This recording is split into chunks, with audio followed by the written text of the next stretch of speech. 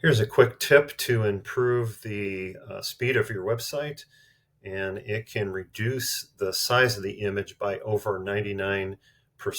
It's often overlooked, but when you add an image to either a blog, post, or anywhere on your website, and you want to first upload it to Photoshop, and click on the image tab here, and you'll find the image size.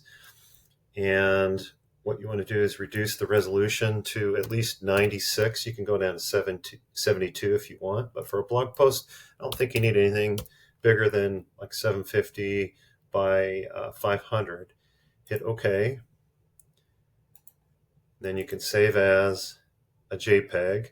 Another little tip for SEO purposes is to name the file name, and also use this in your meta tag as well that describes the blog post, or you may have some keywords in here. So hit save. Save it as medium quality. And when you're done here, you'll notice that you've reduced the size by over 99%. So upload this instead of just taking stock photography and loading it directly to your website. Thank you.